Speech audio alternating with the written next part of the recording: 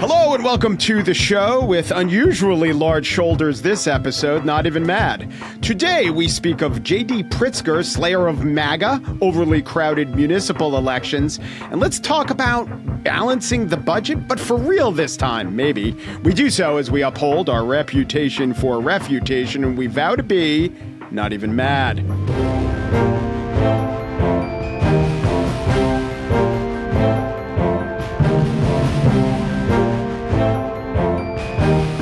I say we. I'm always saying we. Who are we? This week, a very special Onion Fields episode. Eric Zorn is a news opinion columnist for the Chicago Tribune from 86 to 21. And now he is the proprietor of a must-read for me, the Picayune Sentinel. Hello, Eric. Thanks for doing this from Illinois. Hey, Mike, thanks for inviting me. This is one of my favorite podcasts, and I get to be on it. It's a dream come true. And one of the guys I discovered from listening to the Mincing Rascals podcast, where Eric is a regular guest, is Austin Berg. He's the executive director of the Chicago Policy Center and vice president of marketing for the Illinois Policy Institute. A lot of titles, but what do you really do, Austin Berg? I'm a ninja. I'm a man of all for all seasons. I'm a dancer. I'm a singer. No, a puppet, a poet, a pirate, a pawn, and a king. Are we doing all of them? A smoker, a midnight toker. A toker for sure. I do a lot of stuff. I also run a marketing agency called Iron Light and do a lot of work around the country. I think of myself as eliminating barriers to human potential. That is my mission in life. Wow. That could either be very nefarious or very inspiring. I hope you do it the right way. And speaking of very inspiring, surprisingly inspiring to me is your governor, J.D. Pritzker. He recently made a foray into New Hampshire. I'll read some of what he said. Maybe we'll post-produce some of what he said. The not normally excessively fiery, but this time he was, J.D. Pritzker. Never before in my life have I called for mass protest, for mobilization, for disruption, but now I am. These Republicans cannot know a moment of peace. They have to understand that we will fight their cruelty with every megaphone and microphone that we have. Eric, how did J.B. Pritzker turn into Maxine Waters all of a sudden? Well, he is certainly positioning himself for a run for president in 2028, and he wants to be out in front on this idea that Trump is bad, and he's going to lead the way. A lot of Republicans were concerned that he was calling for actual violence, and I pointed out that he talked about microphones and megaphones and not bear spray and baseball bats. So he is talking about protest. He is asking people to protest at the offices of Republican lawmakers and to really underscore how upset people are with what's going on in the Trump administration. This is a new J.B. Pritzker that we're seeing in some respects. He is much more fiery on the stuff. I saw him give a speech the other night at a documentary film festival. He took the stage and went after Trump again. If ever there was a forum for fiery rhetoric, it's a documentary film festival. He's going to be everywhere. You're going to see him. He was on Jimmy Kimmel last week, and he wants to be the Democrat who is going hardest after Donald Trump right now, and he thinks that is a lane towards success. And I mean, right now, I don't think he's going to be the leading candidate for president, but a lot of candidates start off way down in the polls or are fairly obscure. Think of Jimmy Carter, even Bill Clinton. Nobody had heard of them, and then they came out of nowhere and became president. So yeah, Arkansas, not as populous a state as Illinois. And I do want to zoom out and talk about his tactics, his strategy, the general theory of the case that he represents. But Austin, I want to ask you, first of all, you buying it? You buying the new J.B. Pritzker? I don't buy that. That's the first time in his life he's called for mass protest. He's been protesting since he was a kid. His mother, I believe, was a staunch pro-choice activist, and that was activism that he participated in as a kid as well. That's something he often highlights in his campaigns, that he's sort of been a fighter in the streets for a long time. He's not your average billionaire. But the most stunning thing to me, or the most interesting thing, I should say, in his rise to national prominence is that he has not yet been forced to answer for the results in Illinois. And we're going to see this constant tension between the rhetoric of a success story as a state, which he needs to project in order to be in a strong position to run for president, and the actual realities on the ground here in Illinois, which are that we are hemorrhaging people. We've lost over 1 million people to outmigration over the last decade. We're losing population every year. We're one of the highest taxed states. The last 5 years, we have actually lost jobs in the private sector. We have not gained them. And on top of that, we are the least equitable state. So there's a Wallet Hub study in 2023 that looked at racial equity. If you want to measure a progressive state success on that measure, we're not doing well. So I don't think he's been forced to answer for that. And I will be looking to how he frames that to a national audience. Some of those are apt critiques, right, Eric? I mean, one governor is not going to reverse the dynamics of inequity, the haves and have-nots, and how that's organized along racial lines. That is true, but it's still a fact, and it will be used against him. So what do you, not that you're his press agent, but what would you say about that? Well, I'm not his press agent, and I acknowledge that Illinois has been run poorly in a bipartisan way for a long time. We've had more years of Republican governors than Democratic governors as our pension debt has gone out of control. We are. And what's their record in terms of incarceration, by the way, the governors? Incarcerate. Oh, it's 50-50 recent years. We've had a lot of governors in Democrats and Republicans head off to the spa with no toilet seats, as I call it. Illinois has the 9th heaviest overall tax burden in the country, and Austin is right that we're having an outmigration of citizens. I think the actual population is fairly steady, but a lot of that has to do with immigration. And people who are not citizens. Our median household income is a little bit higher than average. Our poverty rate is a little bit lower than the national average. I mean, Illinois is, if you look at a lot of the different measurements with, education, health, all those sort of things, Illinois is in the middle in a lot of places. And Pritzker did inherit some big problems, and he's going to point to things like that he was able, with COVID relief money, to present what looked like balanced budgets. He was able to be paying down the state's bill backlog. He has been able to lift the state's abysmal credit rating a little bit. And he's also been a champion for abortion rights and for raising the minimum wage and so on. So it is. He has a mixed record. I will acknowledge that. I think that it's not totally fair to pin all of Illinois' woes on him. But Austin makes a good point, as he usually does, when you talk about the failure of Illinois to pull out of the nosedive that it's in. The business climate here is not rated very high.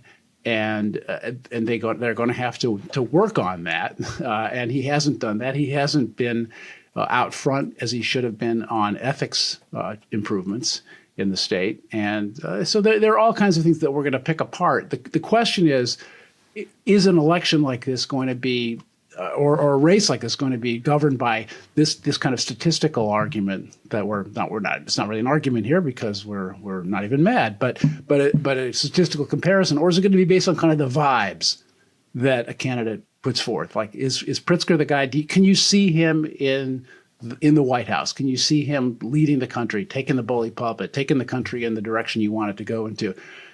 Again, the attack ads for governors always write themselves. He's going to do for the United States what he did for his own home state, and look at these statistical measurements by which he's fallen short.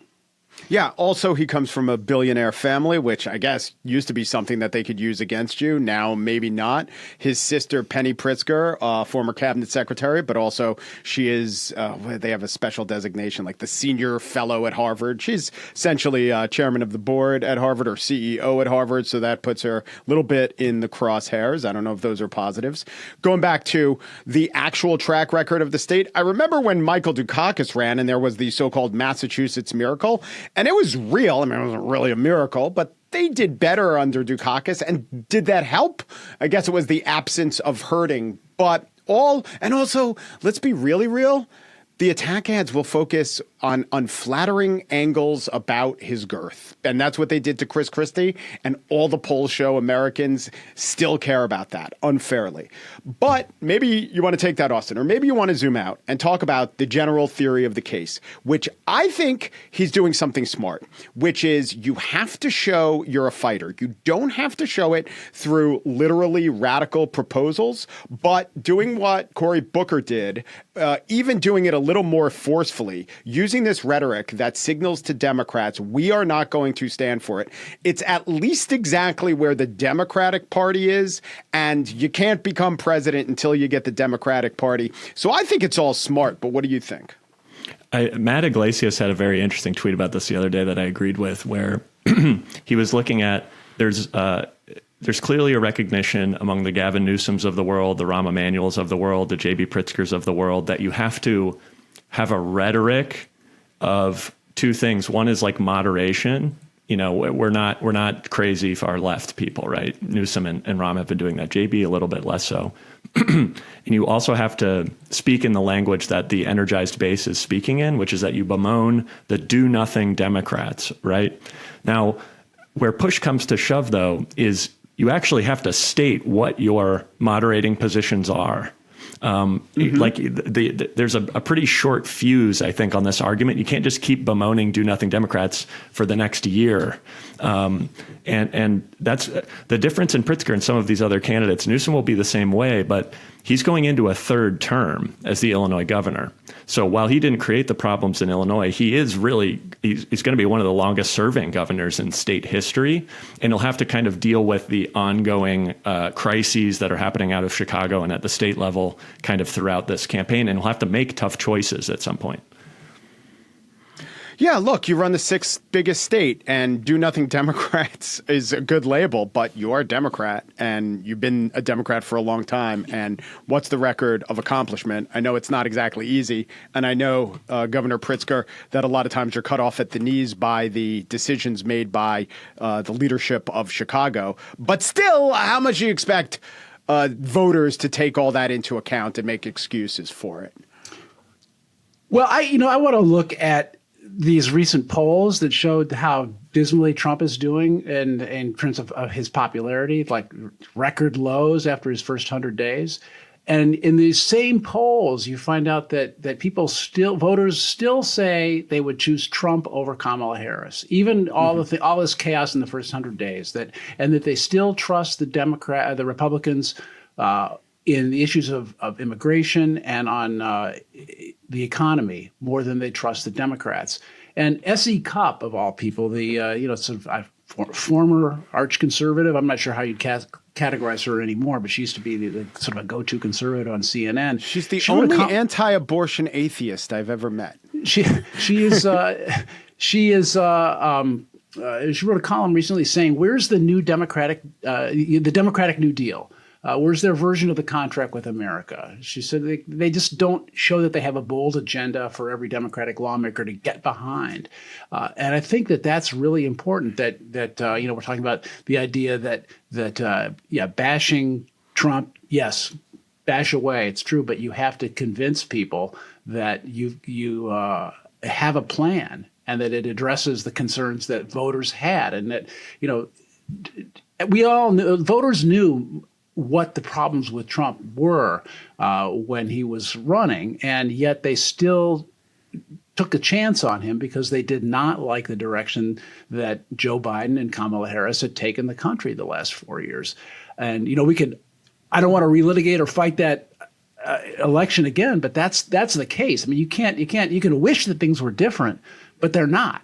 And so when J.B. Pritzker is out there, and he is eloquent. He gives a great speech. I love that I posted a great hunks of that speech on my in the Picayune Sentinel. I thought it was a terrific speech. It had a lot of great lines in it. But that only gets you part way. You've got to say, this is what I will do. This is what the Democratic Party now stands for. And I do think I'm one of those middle of the road kind of Democrats who says, like, the focus on some of these far left issues, some of which I agree with, is not necessarily a way toward winning the power that you're going to need to enact your agenda. Does he have that in him? Has he separated from the far left agenda social justice crowd sufficiently on occasion to appeal to a middle of the road Democrat? I'm going to throw that question to Austin. I'm not sure that that's a really good question. I don't think so at all, which I think has been one of the more interesting things about his tenure as governor, because, in the words of Peter Parker, what's his uncle name? Uncle Ben. With great power comes great responsibility, right? Right. And that is an interesting story in Illinois, where you have the richest public official in the country, and he should be able to throw around an extraordinary amount of political muscle and political independence, right? But you look at one issue in particular in Illinois. This was around school choice. So Illinois had a very modest tax credit scholarship program where private citizens could donate to a fund. They get a tax rebate. And then the fund, if you're a kid who's not going to a school that's right for you, you can access a scholarship and go to a private school if you want. And it served about 10,000 low-income kids across the state. And sort of the most progressive, most left political actor in Illinois is the Chicago Teachers Union, and they put enormous amounts of lobbying power behind killing that program. J.B. Pritzker, instead of saying, no, we're going to save this for poor kids in our state, he said, if it comes to my desk, I'll sign it. But he did not lift a finger to save the program. And Illinois actually became the only state in the country to kill a school choice program. There's never been a school choice program that's existed and then been rolled back, except for Illinois. So that, I think, gave a little bit of an insight into, while he might have a ton of money, and while he might have national aspirations, it is those national aspirations that are kind of preventing him from taking independent stance, because he's afraid he'll kind of piss off labor, essentially. What about, in general, his political instincts, his ability to say the right thing, do the right thing without an excessive amount of consultancy informing him? Seems like the voters I would say want that. He's had an incredible ability to stay kind of scandal-free in terms of unforced errors as a governor. I think Eric would probably agree with me on that. And he was, I will say, though, buoyed and or prevented from making unpopular decisions, because he served as a governor at a time when the federal government was just printing out billions and billions and billions of dollars and handing it to states. And if some people may remember, right at the beginning of COVID, states were asking for respirators, states were asking for, hospitals to be built, things like this. The Senate president of Illinois asked for a $50 billion pension bailout. Like, that's how close to sort of insolvency we kind of were as a state. And that really helped Pritzker avoid, really big tax hikes. He has hiked taxes a substantial amount, but, really large tax hikes or cuts. So he's been able to a little bit coast under the radar in terms of doing any controversial decisions. There's an old Chicago phrase on this. It's don't make no waves, don't back no losers. J.B. has done a good job of not making waves and not backing too many losers. Yeah, he's a politically smart guy and is charismatic in his way. I think that him being overweight, I'm going to circle back to that, is an issue. It shouldn't be, but it is. Donald Trump is not exactly a model of fitness, but Pritzker is husky, as we used to say, in a nice way. And I am watching his weight myself, because I think that if we see him dropping some pounds, we're going to know that he's going to run, because he has to know that that is one of the last acceptable prejudices people have. And there are drugs on the market now, Ozempic and those things, which will I guess allow people to lose weight pretty quickly. I'm guessing that he is going to do that, and when we see that happening, we'll know that he's running. Yeah. A candidacy motivated by conviction, belief, and Monjero. One last thing I want to ask, because as a news consumer outside of particular areas, you sometimes don't hear about great initiatives, great ideas. I was recently hearing about the fact that the state of New Mexico has free state provided childcare. Never knew that. Felt resentful that I didn't know that. Does Illinois have any such very clever program, maybe even a program that J.D. Pritzker championed and then never got passed? But is there a really clever J.D. Pritzker-esque program that we could all look to saying, yeah, I want some of that on the national level? Well, Mike, you keep saying J.D. Pritzker, which is making me do that crazy J.D. Vance meme in my head, where it's like that funny face of cherubic J.D. Vance face, but on J.B. Pritzker's body, which maybe a listener could do. I would be very interested in that. Would you say I've said J.D. more than J.B.? There is... maybe. Yeah. Maybe. I think not a good program, a great program in Illinois doesn't really come to mind which is sad. I'm sure I could think of one. Okay, here's one. Illinois has done a very good job. We used to be one of the worst states in the country for occupational licensing, especially for people who have had a criminal record. And that was an issue that I worked on for many years. And through some really brave and great reform-minded people and people who are victims of that system, we're actually one of the better states in the country now for the ability to get a license to work, even if you've made a mistake in your past. Oftentimes, one of the biggest causes of recidivism, obviously, people going back to prison, is that they can't have a meaningful job because they can't get the government permission slip to do that job. And Illinois has done, I will say, a good job under Republicans and Democrats of fixing that issue.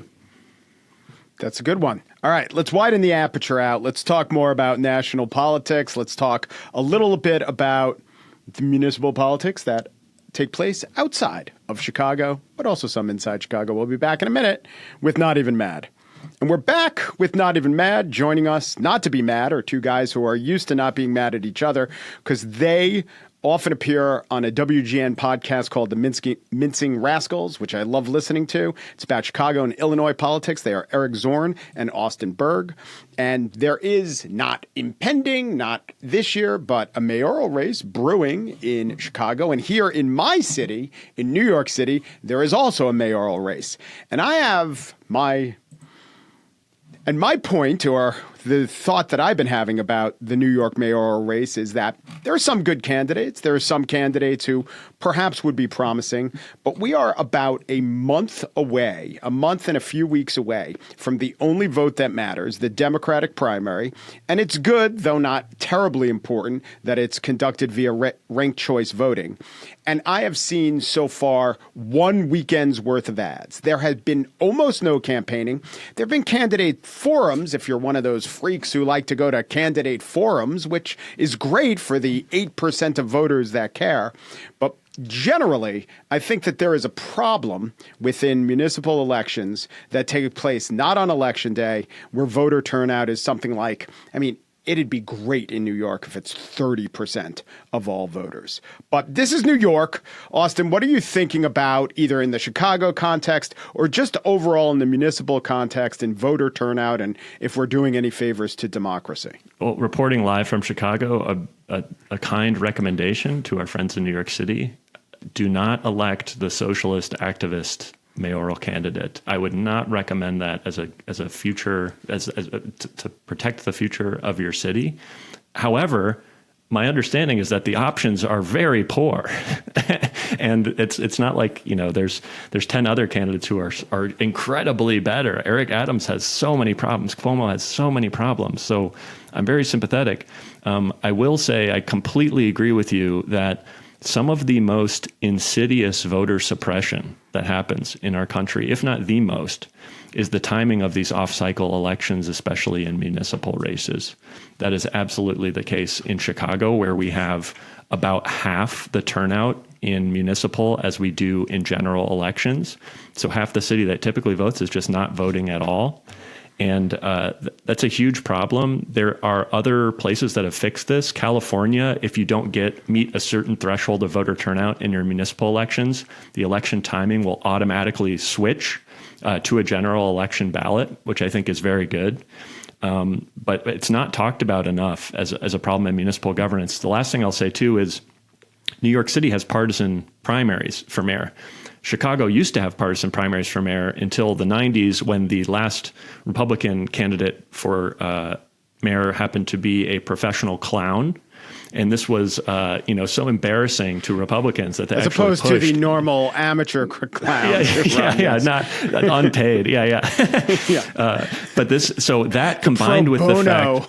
Exactly. Pro bono Jesters, clowning. yeah. They're totally allowed, but they were really embarrassed that this guy was actually selling his services as a literal clown.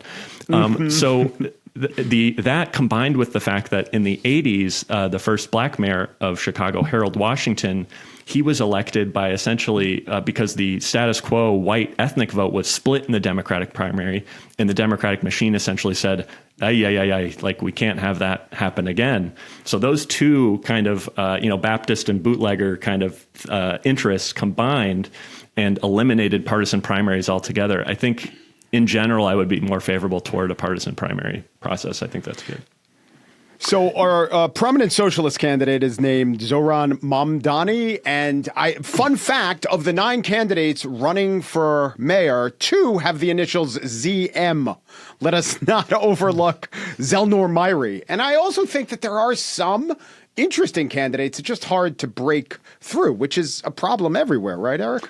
Well, we had 9 candidates in our 2023 election, and we had 14 in 2019. And I don't know if you can say clusterfuck on this podcast, but yeah, you have to, I think. Certainly 2019 was a clusterfuck, and 16% of the vote was enough to get into the final 2. And that was the election that was won by Lori Lightfoot. And then last time we had 21% in this open primary was enough to get into the final 2, and we do a runoff then. To me, it argued for ranked choice voting. I think there were some candidates who were appealing to me, certainly, who just didn't quite make the threshold. And if people had had a second choice or a third choice and we could have done the ranked choice voting, I'm really eager to see how that plays out in New York. Now, I understood that Eric Adams is running as an independent. Is that he is? He's not a Democrat. He's not one of the 9. He's not. I didn't even include him. Yeah, yeah. So I mean, I think that having a system, having an open primary like this, especially in cities like Chicago, which are so overwhelmingly Democratic, there will be no Republican. When you have city offices, other offices that are state offices that are partisan, there's no chance in Chicago for a Republican to win. So it makes sense to me that you would have this kind of open primary. But I would like to see ranked choice voting in situations like this. And I don't know what to do about the low turnout. Austin's right. In Illinois, we've had primaries in February. It seems designed to keep people from voting. And it would be good, I think, to include them more in the general election cycle.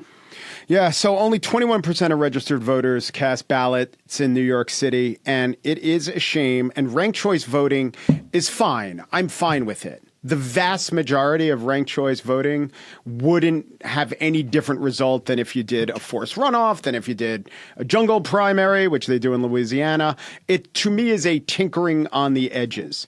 And the main problem is that if I had one reform electorally, it wouldn't have anything to do with gerrymandering. It really wouldn't even have anything to do with money in politics. It would have to do with massive primary reform, because people do want to be involved. And so often I hear the sentiment that it's already baked in. The decision has already been made for me. And people say, wait a minute, when was the election? Or how do we get this guy? And the answer is because it's all done through these primaries, which are inherently very low turnout. I have a friend who was a former, think of this how you want, Bradley Tusk. He used to work for Bloomberg, but now he's dedicating much of his fortune, and he made a lot of money as an early advisor to Uber, just trying to reform the primary system, trying to get voting by digital devices, which can be done and which can be secured. And if there was one thing to really change elections, I think this is the thing that's needed. And that's probably why it's not going to happen, because who is the least incentivized to change the way elections work? Elected officials. That's true, but I believe, if Mike, that Bradley was doing reform on that in Washington, D.C., where they were kind of getting somewhere on the online voting, yes, which I do think is a great idea. He's very strategic. He'll do a pilot program in West Virginia with veterans, and then he'll do it with Washington, D.C., where there's a little bit of an appetite for reform. I don't know as much among the ward healers in Chicago, but sorry, go ahead. Shout out to his book, The Fixer, which is a fascinating book about the time when I think he was like 28 years old. He was essentially running the state of Illinois as the deputy governor under Rod Blagojevich. I forgot. He was a Blagojevich right-hand man who kind of turned on Blagojevich. But yeah, rather than get indicted. Book. Yeah. Yeah, but go ahead. You were saying. No. So what do you think? So primaries? Increasing the turnout is so essential. People underestimate the amount of apathy that is created when you have. Eric can speak to this in Chicago, where Brandon Johnson has an approval rating of below 10% by most polls. And that just does extraordinary damage to people's belief in the system being fair, the belief that they have any voice in their government. And yeah, he won the election, but really he won with like 10 to 15% of voters voting for him in the runoff, in the general. And so when people see that as the result of the system, they just lose a lot of faith. So I think automatically putting those municipal elections in line with general is great. The other thing I'll just mention, the thing that I would be worried about in those low turnout New York City elections is that who is advantaged by those low turnout elections? Well, it's usually special interest groups. In Chicago, it happens to be the CTU, Chicago Teachers Union, is the biggest one. They spend the most money on politics. And critically, all of the members are required to live in the city limits. So those are votes. And that's the same way with the police union. It's the same way with the firefighter union, right? And those people go out and vote because they have a direct vested interest in exactly what the mayor is doing on a day-to-day basis. And those interests are way, way, way too prioritized when you have low turnout elections. Yeah, I think the second half of that, having your firefighters, police, and teachers live in your city, isn't a bad thing. It depends. I think the worker, what's really funny is union leadership will bargain to keep that requirement in the collective bargaining agreement because they know it's part of their political power. Most of the members are like, nah, I want to live in Oak Park. I want to live in Berwyn. I think it's a little bit silly when you think about at least the geography of Chicago. It's a little bit different with New York City, but you don't have to cross a bridge to get out of town. Exactly. If you're living in a near west suburb and you're teaching in a west side neighborhood, what's the big deal? You live 10 minutes away, but you happen to not be in the city of Chicago boundaries. Well, that's exactly right. And you see where a lot of the police and firefighters live in the city. They live way out on the right by the borders, right near some of these. Same with New York, these enclaves in the Rockaways. And if it's far Rockaway, you're in Nassau County. But if it's just Rockaway, you're eligible to be a firefighter. But go ahead. Yeah, no, I think they should. One of the things that's irritating, and this is maybe a little bit too local with Chicago politics, but Johnson, he did squeak into he won his way into the final election, into the runoff. And then he won by about 5% of the vote. Austin, is that about right? And he's always going on and on about what the people of Chicago elected me to do. And what the people of Chicago elected him to do was to keep the streets safe and to make sure that the education system ran well. And he has all these ideas about this mandate that he's got, and he's got approval rating somewhere around 6% right now because of the way he's governed. And he keeps insisting that this is what the people want.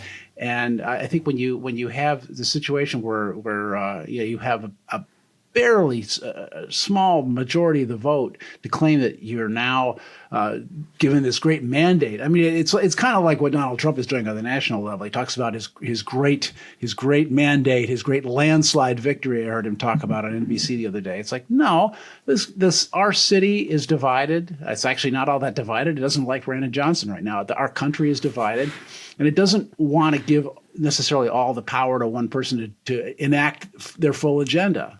And I mean, maybe that's a problem just in general with elected politics, which is that somebody who gets 51%, or in Trump's case, 49% of the vote, decides that he has the right to do anything he wants.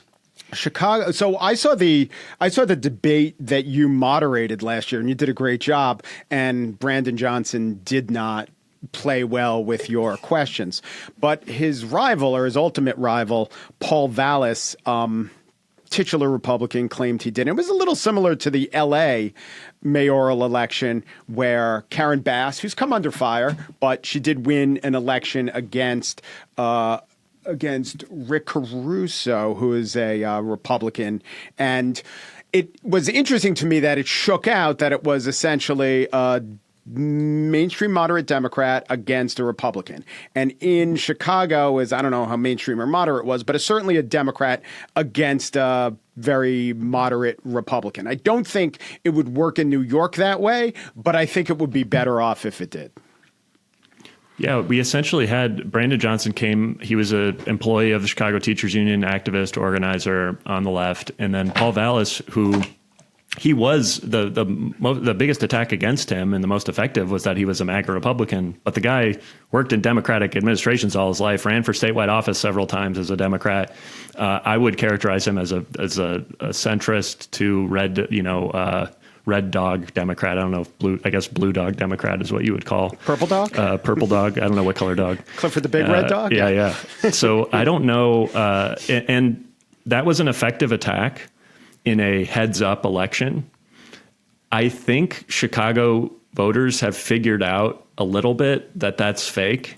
You have already a new candidate for potential, but I think very likely candidate for mayor next time around, Susana Mendoza, who is the Democratic comptroller of Illinois.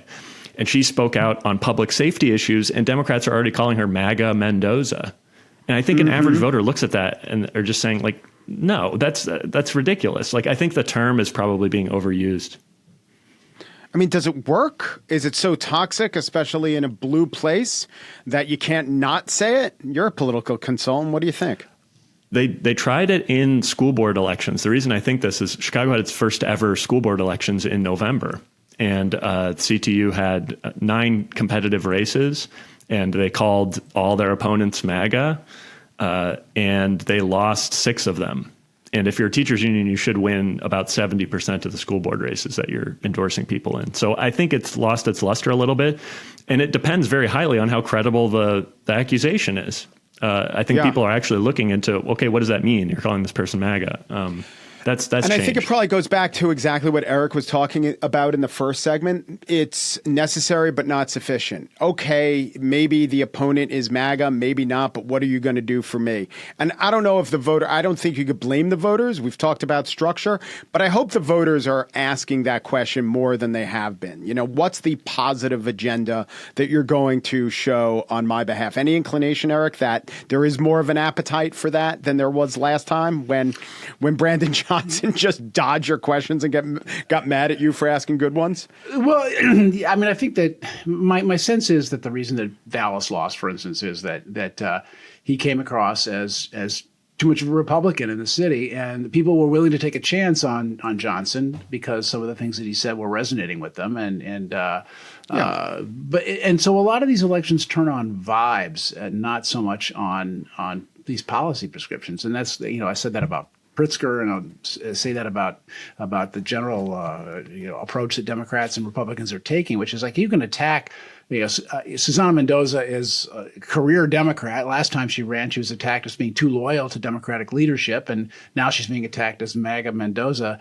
I think voters see through that, and I think that they end up voting on how the candidates present themselves in their ads and in some of these debates and when they're televised. I don't think that just calling somebody MAGA is going to stick with voters who are paying attention, and those tend to be the ones that turn out for elections. So, I will only add to Eric's point. This is the first time I'm revealing this theory, Mike, is on your show. This is a total exclusive. Okay. I think 2028. Yeah, 2028 will be the first ChatGPT election where people enter in a ton of their information into an AI, and the AI tells them basically who to vote for, and they're asking questions to it about the candidates. So it's going to depend, and AI is pretty fair on a lot of that stuff, depending on which ones you use. So I think those labels become less effective in an environment like that. That may be true, and I thought you were going to say it's the ChatGPT election because candidates are already using that to generate their policy positions. That too, yes. Well, Andrew Cuomo got caught doing that, and there was some ChatGPT language at the bottom of one of his housing proposals. And then, I don't know if this made it out to you, he blamed it on a one-armed consultant because that consultant had trouble typing, so he had to dictate and use ChatGPT. You guys get the best, most theatrical candidates. Sometimes I think, but that New Yorker story about de Blasio, where he's like taking the one I'm talking about that just came out, like that stuff's so good, so funny. Anthony Weiner's running for office. Oh God, we have delicious politics here. The one-armed consultant is like the same guy who killed Dr. Kimball's wife. Yes, I think, right? He is. Tommy Lee Jones is hunting him. And by the way, Anthony Weiner is not only running for city council, he was one of the last guests on Not Even Mad. So this could be you next segment or next year, guys.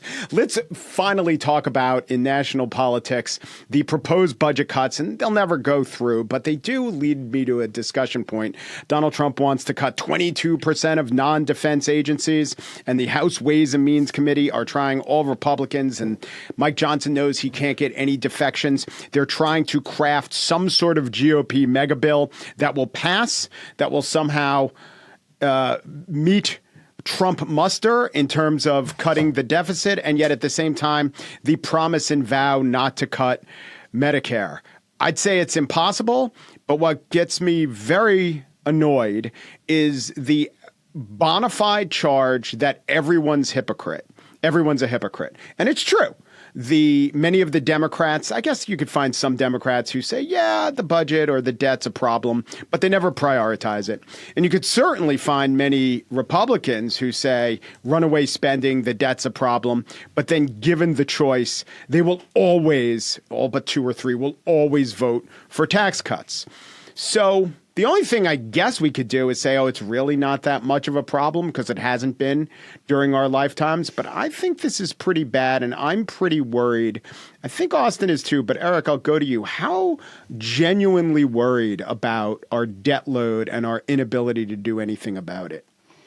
Well, I'm one of those people who has just whistled past the graveyard on this issue for so long because it does feel like we've been hearing that we're going to go into default and there's going to be all kinds of crises for years and years, and it never seems to happen. We just keep borrowing more money and being more and more in debt. It's very easy to talk about getting rid of waste, fraud, and abuse, and cutting spending, and then when you've got a president who says he's going to spend $100 million on a birthday parade for himself in Washington, and the he date wants to, that the Army was founded just happens to be his birthday. Let's be fair. So let's be very North Korean of him to do that. But I don't think that these are serious people when they're talking about the kinds of cuts they want to make, along with the tax cuts they want to give. That if you had bipartisan buy-in on cutting spending, you could probably do some of it. What happens though, like in Illinois, the governor before J.B. Pritzker was Bruce Rauner, another millionaire, and he came in vowing to cut spending, but his budget proposals never really got to the meat of the debt that we have here, because it turns out that on the edges there is waste, fraud, and abuse, undeniably in government spending. But when you're talking about meaningful cuts, you are really cutting programs that people rely on and that really make certain constituencies very angry. And that's what happens anytime you get into any kind of major budget cutting situation. People howl and they vote, they turn against you, and so that's where this whole that's why we are where we are. Michael Kinsley wrote a great book a couple of decades ago called Big Babies, and talks about how Americans are big babies because they want lots and lots of government services, but they don't want to pay for them. Yeah, and I think that's still true, and both parties have to face up to that their voters want all these things the government provides, but they don't want to pay for them. And so it's easier to say, well, okay, we'll borrow the money to pay for it, and then we'll let future generations deal with it. That's what's going on with the pension problem in Illinois, just for instance. Yeah, Illinois pensions. Oh, my, there's a topic. But Nick Gillespie, past guest, past Anthony Weiner sparring partner, and not even mad, just puts it succinctly. Americans want $1 worth of services for 70 cents worth of taxes. It's not sustainable. Or it is. In our lifetimes, it has been. Is anything going to change that dynamic, Austin? Yeah, I think there will be ultimately some kind of debt crisis where it comes home to roost. I think the way I think about it, essentially you had the financial crisis in 2008, and all of that risk was essentially levered onto the federal balance sheet. And now everybody is stuck with it, and it's just growing out of control. And at some point, there is going to be, a Big Short style movie about the person who calls the time where that's going to happen. And what's most frustrating to me is, of course, Republicans talk a big game on this, and they're always horrible once they get into federal office. The best, and this to Eric's, and Eric's totally right about the psychology of voters too, which means you have to have a structural solution to this. It's not going to be one elected official who's going to do it. And the best thing that we have lying around is PAYGO. And Clinton used PAYGO, and it's essentially every new law that increases mandatory spending or cuts revenue has to be offset by either cuts or higher taxes, period. And there's no way to get around it. And until you have that kind of, those handcuffs in place, it's not going to change. I remember another great proposal about, like, if Congress doesn't pass a truly balanced budget, like their paychecks don't go out, things like that. That's the only ultimate thing that keeps it sustainably a balanced budget, is when it's completely out of political hands, or somewhat out of political hands. Yeah. The one it's not a hope, but maybe people will wake up and be alerted now that we're in a position where paying off the national debt is a larger portion of our budget than anything else, than the military. And that never used to be the case. Interest rates were low. The debt was lower. Now we spend more on paying off the national debt than any program, including the Pentagon. But people, Right? I will tell you, Mike, in Illinois, people don't care. Pensions and debt are the biggest line item. No one cares. We spend more on that than social services. It's, did I get my services and what are my taxes? No one thinks about once the money goes away, where does it go? So I hope you're right. Oh, let me end with a McLaughlin type question. On a scale of 1 to 10, in terms of how serious you take the debt, 1 being bad fonts on traffic signs and 10 being the 9/11 of fiscal responsibility, how bad do you think this problem is? Austin Berg! 10 out of 10. I think it's the biggest problem the country faces. Eric Zorn! 6. I'm a 7. Correct! Can you say wrong? Wrong! The answer is Special K and banana. All right.